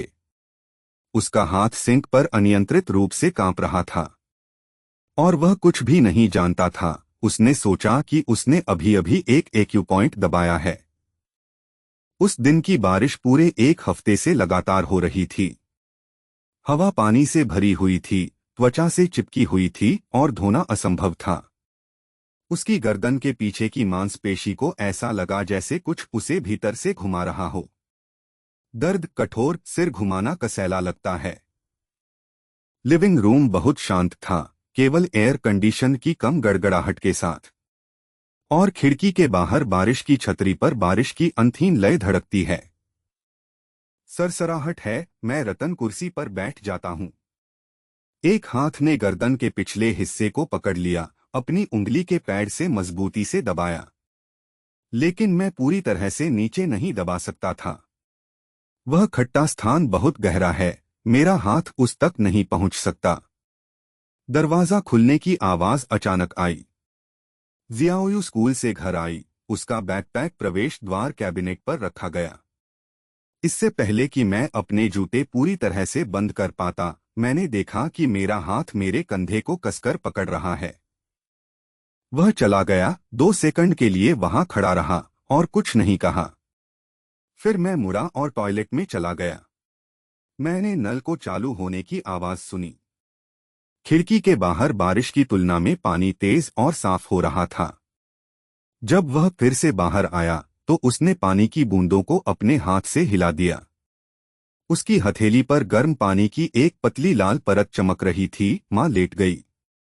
उसका लहजा ऐसा नहीं लग रहा था कि वह बातचीत कर रहा था, बल्कि पहले से ही निर्धारित किसी चीज के बारे में बात कर रहा था। मैंने अपना मुंह खोला और कोई जरूरत नहीं शब्द मेरे गले में फंस गए। लेकिन उसकी आंखों में कुछ ऐसा जो मैंने पहले कभी नहीं देखा था। उसने मुझे ब्लॉक कर दिया। इस तरह की निश्चितता, ऐसा लग रहा था कि वह हमेशा से जानता था कि मैं निश्चित रूप से मना कर दूंगा। मैंने पहले ही तय कर लिया था कि मैं अपने इनकार को प्रभावी नहीं होने दूंगा। अचानक मुझे एहसास हुआ कि मेरे पास ब्लॉक करने के लिए कोई ताकत नहीं बची है। किसी को भी इसका इस्तेमाल किए हुए इतना लंबा, बहुत लंबा समय हो गया है। आपको कुछ भी कहने की जरूरत नहीं है। इसे मुझ पर छोड़ दो, मेरे करीब आओ। यह एक रस्सी की तरह महसूस हुआ जो लंबे समय से ढीली थी। अचानक किसी ने उसे दूसरे छोर से कसकर खींच लिया। मैं यह भी नहीं कह सकता कि यह मन की शांति है या कुछ और। जब मैं लिविंग रूम में लिनन के सोफे पर लेट गया, उसने अपना हाथ उठाया और झूमर को ऊपर से बंद कर दिया। लिविंग रूम में अचानक अंधेरा छा गया, जिससे खिड़की के बाहर केवल भूरे सफेद दिन का उजाला रह गया। बारिश के पर्दे से पड़ी छाया। मैंने अपना चेहरा बगल की ओर कर लिया, अपनी ठुड्डी को अपनी क्रॉस की हुई भुजाओं पर टिकाया। मैंने उसे कॉफी टेबल के नीचे से एक बोतल निकालते हुए देखा। एम्बर तरल मंद प्रकाश में धीरे से चमकता है। उसने बोतल को अपनी हथेली में रखा और थोड़ी देर के लिए गर्म किया। फिर ढक्कन को हटा दें और लैवेंडर की खुशबू पहले बाहर निकल जाती है। इसके बाद एक और तरह की घास की खुशबू आई जिसे मैंने पहले कभी सूंघा नहीं था, जैसे नम लकड़ी। जैसे पुदीने के पत्ते बारिश से सूख जाते हैं और गीले हो जाते हैं। उन्हें कुचल दें और एक साथ मिलाएं, लेकिन गंध तेज नहीं है। लेकिन एक बहुत ही हल्के हाथ की तरह यह बिना किसी अस्वीकृति के चुपचाप नथुने में फिसल गया। धीरे धीरे श्वासनली को नीचे की ओर स्लाइड करें, सिर के पीछे तक। अजीब तरह से मैंने बस बेवजह इस तरह आराम किया। उसने इसे अपनी हथेली में कुछ बार रगड़ा, जिससे आवश्यक तेल उसे गर्म हो गया। फिर वे हाथ गिर गए। उसकी हथेलियां सूखी थीं, अलग अलग पोर वाले हाथ थे। इसे मेरी गर्दन के पीछे उजागर त्वचा के छोटे पैच से चिपका दें। जैसे ही मैंने इसे छुआ, मैं सहज रूप से तनावग्रस्त हो गया। तापमान बहुत विशिष्ट है, गर्म नहीं है। यह गर्मी की सही मात्रा है, जैसे कोई किसी टुकड़े को सूरज के सामने उजागर कर रहा हो। पत्थर धीरे से आप पर टिके हुए थे। मुझे उसकी आस्तीन पर कपड़े धोने के डिटर्जेंट की एक हल्की गंध आ रही थी। उसकी हथेली में आवश्यक तेल के साथ मिलाया गया। वह गंध हल्की सी रहती है, न तो बहुत दूर और न ही बहुत करीब। यह दिल को मोड़ता है और मुलायम बनाता है। उसने तुरंत अपनी हथेलियों को अपनी गर्दन के दोनों किनारों की मांसपेशियों के खिलाफ नहीं दबाया। धीरे धीरे, बेहद धीरे धीरे बाहर की ओर धकेलते हुए। वह स्पर्श बहुत हल्का था, फिर भी एक निश्चितता थी जिसे लगभग धैर्य कहा जा सकता था। यह आपके शरीर का अभिवादन करने जैसा है, नमस्ते। मैं तुम्हारी देखभाल शुरू करने वाला हूं। कृपया आराम करें। मैं अपनी आंखें बंद कर लेता हूं और खिड़की के बाहर बारिश की आवाज अचानक बहुत बहुत दूर हो जाती है। यह ऐसा था जैसे आप पानी के मोटे पर्दे के माध्यम से किसी और की दुनिया को देख रहे हों। उसकी हथेली उसके कंधे के वक्र के साथ नीचे खिसक गई। अपने अंगूठे को अपनी रीढ़ की हड्डी के दोनों किनारों से इंच दर इंच बाहर की ओर धकेलें। उनकी ताकत धीरे धीरे परीक्षण से निश्चितता की ओर बढ़ गई। वह मांसपेशी जो पूरे एक सप्ताह से अकड़ गई थी, उसकी उंगलियों के दबाव में दर्द की सूजन आखिरकार ढीली हो गई। मुक्ति की अंतिम भावना आपको अपनी सांस रोककर रखने पर मजबूर करती है।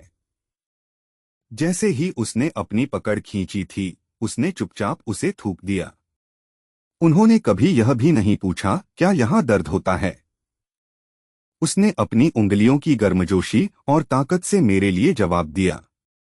अचानक मुझे एहसास हुआ कि इस बच्चे का अंगूठा पहले से ही मेरे लिए बहुत मजबूत था। उसका हाथ उस गहराई को बिल्कुल भी नहीं दबा सकता था। यह विचार पानी में फेंके गए एक छोटे से कंकड़ की तरह था। एक उथली लहर थी, लेकिन यह जल्द ही और भी अधिक अशांत विश्राम से बह गई थी। आराम फीका पड़ गया है। उसकी हथेली उसके कंधे के ब्लेड से नीचे चली गई। रीढ़ की हड्डी के दोनों किनारों पर दो मांसपेशियों के खांचे के साथ इंच दर इंच वह आगे बढ़ा, जैसे कि एक नक्शे को माप रहा हो जिससे वह लंबे समय से परिचित था। मैंने अपनी आंखें बंद कर लीं और मेरी सुनने की क्षमता अचानक असाधारण रूप से तेज हो गई।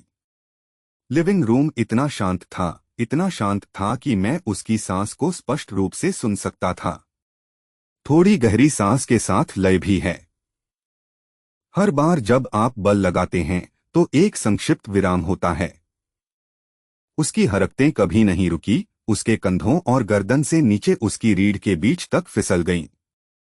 फिर यह कमर के खोखले के ऊपर के क्षेत्र पर रुक गया, जो लंबे समय तक बैठने से अकड़ गया था। अपने अंगूठे को एक साथ लाएं और कमर के साथ दोनों तरफ धकेलें।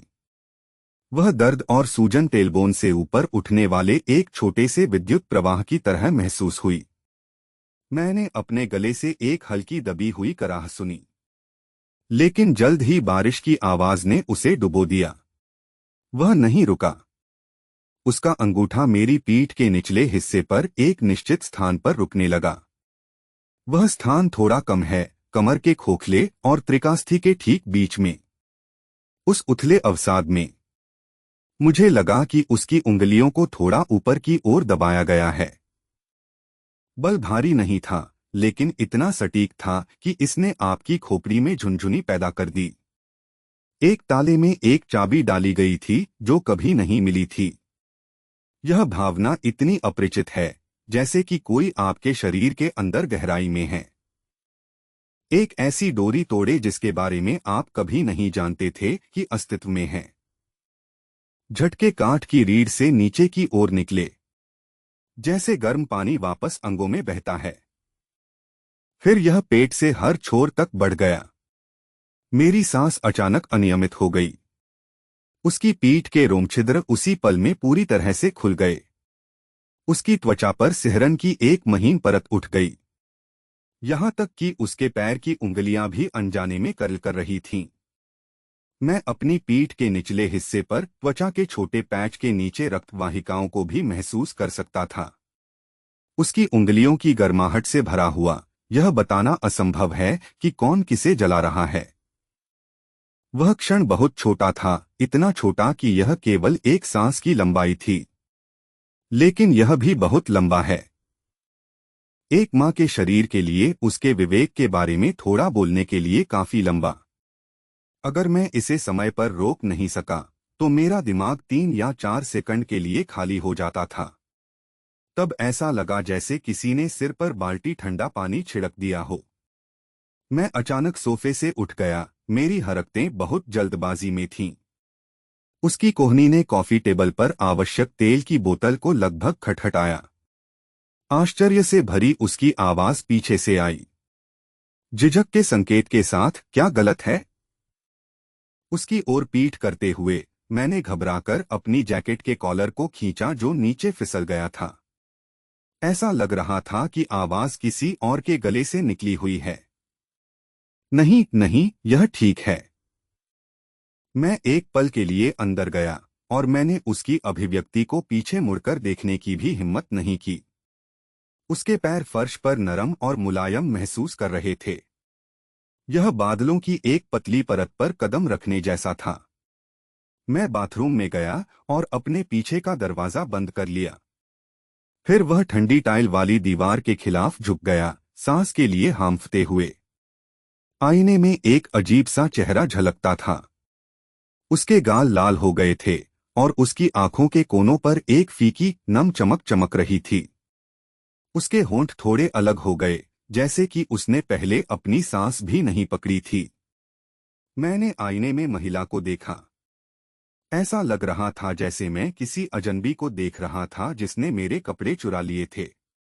खिड़की के बाहर बारिश अभी भी गिर रही थी और बाथरूम इतना शांत था कि केवल पानी की बूंदें ही रह गईं।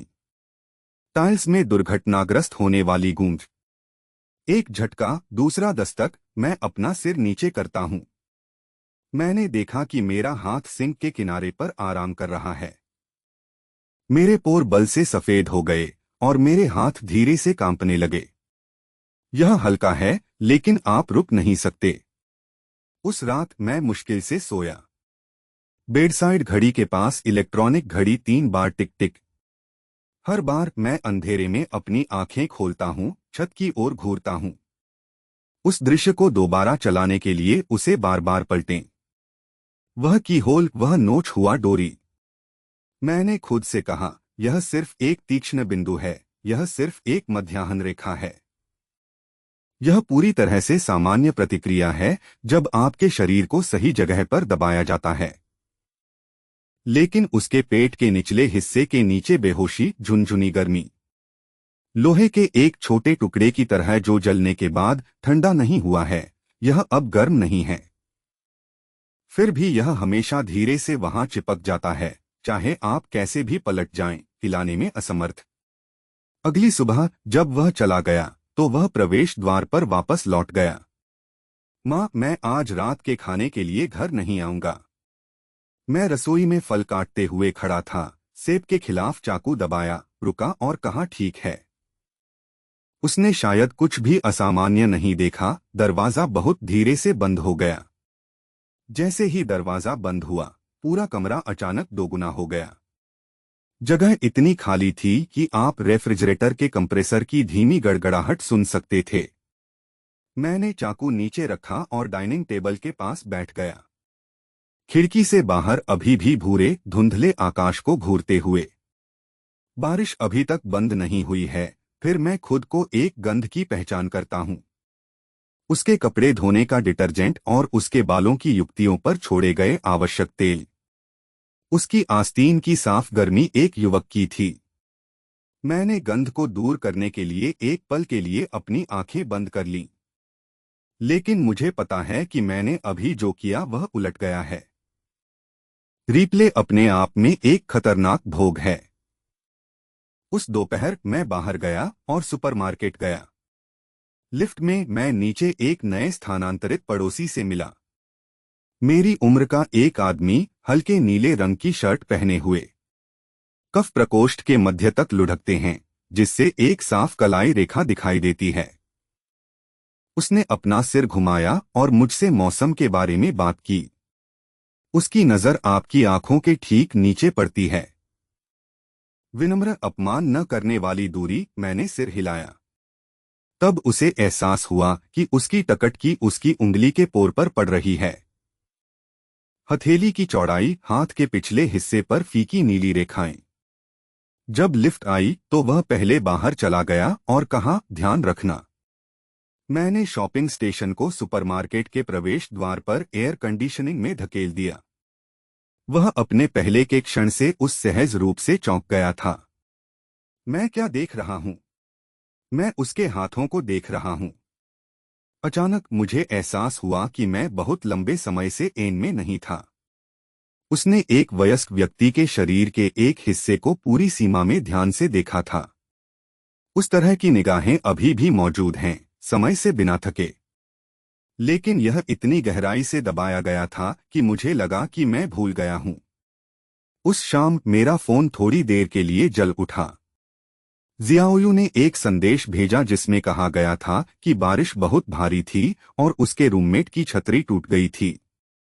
उसने पूछा कि क्या मैं उसे लेने के लिए ड्राइव कर सकता हूं। मैंने 2 शब्द टाइप किए और आया, फिर जूते के कैबिनेट से कार की चाबी ली। वह रुका क्योंकि वह लिविंग रूम में लिनन के सोफे के पास चला गया। उसने सूखे, थोड़े गहरे रंग के ग्रीस के दाग को देखा। फिर मैंने दरवाजा खोला और बाहर चला गया। जब कार स्कूल के साइड गेट पर पहुंची, बारिश शाम की तुलना में भारी थी और यहां तक कि सबसे तेजी से बने वाइपर भी विंडशील्ड को अवरुद्ध नहीं कर सकते थे। कांच पर पानी की परत लगातार बढ़ रही है। वह आर्केड के नीचे खड़ा था। उसके सिर पर उसकी स्कूल वर्दी की जैकेट थी। मेरी कार देखकर वह जल्दी से आगे बढ़ा। जब मैंने यात्री का दरवाजा खोला और अंदर गया, नम ठंडी हवा और महीन नमी की लहर लाना। उसने अपना भीगा हुआ कोट उतार दिया और उसे अपने घुटनों पर लपेट लिया। उसके बालों को चमचमाती बूंदों से सजाया गया था। कार के अंदर मंद पीली छत की रोशनी के नीचे प्रकाश के टुकड़े टिमटिमा रहे थे। उसने कहा, माँ, आप इतनी तेजी से गाड़ी चला रही हैं। मैंने कहा, सड़क पर कोई कार नहीं है। उसने आगे कोई जवाब नहीं दिया, कार की खिड़की के खिलाफ झुकने के लिए अपना सिर घुमाया। बारिश के पर्दे से प्रोफाइल धुंधली हो गई थी, जिससे इसकी रूपरेखा धुंधली हो गई थी। मैंने स्टीयरिंग व्हील को पकड़ लिया और जब लाल बत्ती कम हो गई तो मेरी परिधीय दृष्टि उसके घुटने पर आराम कर रही थी। सिर के हाथ पर उंगलियां स्वाभाविक रूप से थोड़ी मुड़ी हुई थीं, नाखून बहुत साफ रखे गए थे। उसकी उंगलियां बारिश से भीगने से पीली चमक रही थीं।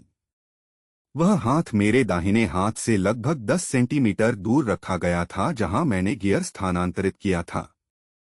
बहुत दूर नहीं, बहुत करीब नहीं, थोड़ा अधिक जानबूझकर किया गया है, थोड़ा कम है और आप इससे टकरा जाएंगे।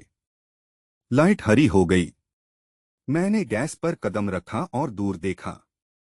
बारिश की आवाज ने पूरी गाड़ी को भर दिया। घर पहुंचने के बाद वह सबसे पहले स्नान करने गया।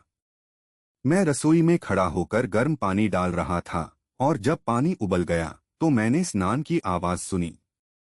कमरे में पानी की आवाज बंद हो गई। वह अपने बाल पोंछते हुए बाहर आया। उसने एक ढीली सफेद छोटी बाजू की शर्ट पहन ली। नेकलाइन भाप से थोड़ी नम थी। कॉलर बोन के ऊपर त्वचा के एक छोटे से पैच के खिलाफ दबाया जाता है। वह लिविंग रूम में बैठ गया, रिमोट उठाया और उसे 2 बार दबाया। टीवी की रोशनी उसके चेहरे पर बह रही थी। मैंने आधे खुले रसोई के दरवाजे से उसकी ओर देखा।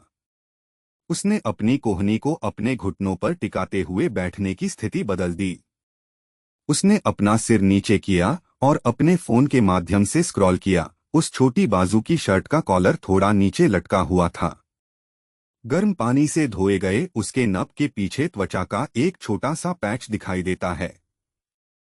मेरी नजर 1 सेकंड से भी कम समय के लिए उस पर पड़ी। फिर मैंने दूसरी ओर देखा। वह नजर बहुत छोटी थी, इतना छोटा कि मैं खुद को समझा सका कि मैंने कुछ भी नहीं देखा। लेकिन कुछ बिंदु पर मेरे दिल की धड़कन पहले की तुलना में थोड़ी तेज होने लगी। उसके सो जाने के बाद मैंने लिविंग रूम की लाइटें बंद कर दीं। एक आदमी अंधेरे में बैठता है। खिड़की के बाहर बारिश की आवाज के साथ मिश्रित एयर कंडीशन की गड़गड़ाहट फिर से शुरू हो गई। उस दिन की तरह मेरे कंधे में दर्द थोड़ा कम हो गया है, लेकिन उसकी पीठ के निचले हिस्से का वह क्षेत्र जहां उसकी उंगलियों ने उसे दबाया था, जब मैंने अपनी हथेली को उसके खिलाफ दबाया तो कोई प्रतिक्रिया नहीं हुई। यह केवल विशिष्ट कोणों, विशिष्ट तापमान और विशिष्ट दबावों पर प्रतिक्रिया करता है। इसे सिर्फ आपके हाथ की हथेली से नहीं जगाया जा सकता। इस एहसास ने मुझे अंधेरे में एक पल के लिए अपनी आंखें बंद कर लीं। मैंने खुद से कहा, तुम्हें याद रखना चाहिए, वह तुम्हारा बेटा है। मैंने इस वाक्य को अपने मन में 1 बार, 2 बार, 3 बार दोहराया। तीसरे पाठ तक बारिश अचानक फिर से शुरू हो गई, तेजी से ढोल की थाप की तरह रेन शेल्टर से टकराना। मैं खड़ा हुआ, बेडरूम में वापस चला गया और दरवाजा बंद कर दिया। जिस क्षण वह दरवाजा बंद हुआ, मैं कई सेकंड तक अंधेरे में खड़ा रहा। फिर अपना सिर नीचे करें और अपने हाथों को देखें। उस हाथ की तर्जनी और मध्यमा उंगलियों के बीच स्टीयरिंग व्हील को पकड़ने पर जो बल छोड़ा गया था वह अभी भी बना हुआ था। हल्की सुन्नता पैदा होती है। मैंने उसे अपने दूसरे हाथ की हथेली में दबाया, उसे कसकर पकड़ लिया। तीसरे दिन बारिश आखिरकार थोड़ी देर के लिए थम गई। अपने लंच ब्रेक के दौरान मैं कुछ पसलियां और मुट्ठी भर सब्जियां खरीदने के लिए बाजार गया। जब मैं वापस आया तो मैंने नीचे मेलबॉक्स में पत्र उठाया। मैंने सुना कि किसी ने मुझे पीछे से पुकारा है, वह पड़ोसी है। वह मुझे फलों का थैला लेकर मुस्कुराया। उन्होंने कहा कि मौसम लगभग फफूंदी है और मैंने सुना है कि एक तूफान आ रहा है। मैंने जवाब दिया, हाँ। वह 2 कदम और करीब चला गया। वह मुझे हवा से उड़ाए जा रहे पत्र से बचाने के लिए आगे बढ़ा। उसका हाथ मेरे कंधे से गुजरा। मेरी उंगलियां मेरे कंधे से लगभग कुछ सेंटीमीटर की दूरी पर थीं। इसे छुआ नहीं। मैं सहज रूप से आधा कदम पीछे हट गया। यह एक छोटा सा कदम था। वह क्षण भर के लिए स्तब्ध रह गया, लेकिन उसने जल्दी से स्वाभाविक रूप से अपना हाथ हटा लिया, मुस्कुराया और कहा, फिर मैं पहले ऊपर जाऊंगा। मैंने सिर हिलाया। जब वह सीढ़ी के कोने के आसपास गायब हो गया तो मुझे एहसास हुआ कि मैं अभी आधा रास्ता था। पीछे के कदम कितने तेज होते हैं, जितना कि वातानुकूलित प्रतिवर्त। उस प्रतिबिंब का नाम है, मुझे संपर्क करने की आदत नहीं है। लेकिन जिस चीज ने मुझे वास्तव में परेशान किया वह आधा कदम पीछे नहीं था। यह भावनाओं का बेहोश, लगभग उछाल था जो पीछे हटने के बाद उसके दिल में उमड़ पड़ा। पहचानने योग्य पछतावा। अफसोस का वह निशान बहुत हल्का है, मेरी बाह पर गिरने वाली बारिश की बूंदों की तरह हल्का है। आप यह भी सुनिश्चित नहीं कर सकते हैं कि यह कभी आया था, लेकिन मुझे यकीन है कि ऐसा हुआ, क्योंकि उस पल मुझे दूसरा हाथ याद आया। एक और दूरी यह है कि हाथ आधा रास्ते में पीछे नहीं हटता है। वह हाथ मेरी गर्दन के पीछे से शुरू हुआ। कदम दर कदम, इंच दर सेंटीमीटर, धीरे धीरे अंदर तक पहुंचना। मैं बहुत धीरे धीरे ऊपर चला गया।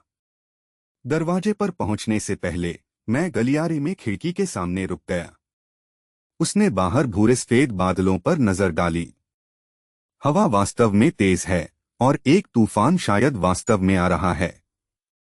मुझे याद आया कि आवश्यक तेल की बोतल अभी भी कॉफी टेबल दराज में थी और नहीं ली गई थी।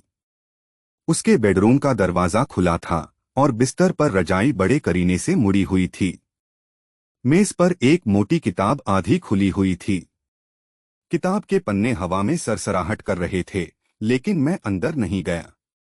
वह बस दरवाजे पर खड़ा था, दरवाजे की चौखट के माध्यम से थोड़ी देर के लिए अपने तकिए को देख रहा था।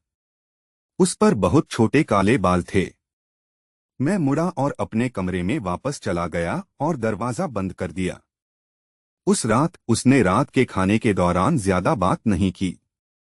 कभी कभी स्कूल के मामलों का उल्लेख करें, जैसे थीसिस की समय सीमा बढ़ाई जा रही है। एक सहपाठी की बिल्ली खो गई और फिर से मिल गई। मैंने सुना, सिर हिलाया, कुछ खाना उठाया और मेरे कटोरे में चावल अचानक नमकीन होने लगा क्योंकि मैंने खाया। शायद मैंने वहां बहुत अधिक सोया सॉस डाल दिया है, उन्होंने कहा। माँ, क्या आप हाल ही में अच्छी नींद ले रही हैं? आपके आई बैग दिखाई दे रहे हैं। मैंने कहा, हम्मा, बारिश बहुत तेज है। उसने कुछ सेकंड के लिए मेरी ओर देखा। फिर उसने अपना सिर नीचे किया और खाना जारी रखा।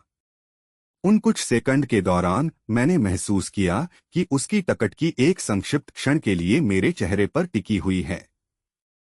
वह टकटकी इतनी हल्की थी कि पानी की सतह पर गिरने वाले पत्ते की तरह थी। लेकिन आप इसकी उपस्थिति को नजरअंदाज नहीं कर सकते। मैंने उसकी ओर देखा। अभिसरण के क्षण में बारिश फिर से शुरू हो गई। सेम के आकार की बारिश की बूंदें रसोई की खिड़की से जोर से टकराती हैं। फिर दूसरा स्वर, तीसरा स्वर। ऐसा लग रहा था जैसे कुछ अंत में वापस नहीं पकड़ सका और एक साथ गिर गया। उसने अपनी चॉपस्टिक नीचे रखी और कहा, मैं बालकनी से कपड़े लेने जाऊंगा। जैसे ही वह खड़ी हुई और मेरे पास से गुजरी, उसका हाथ धीरे से उस कुर्सी के पीछे रगड़ा जिस पर मैं झुक रहा था। यह वास्तव में सिर्फ एक हल्की रगड़ थी, क्योंकि कुर्सियों के बीच की जगह बहुत संकरी थी।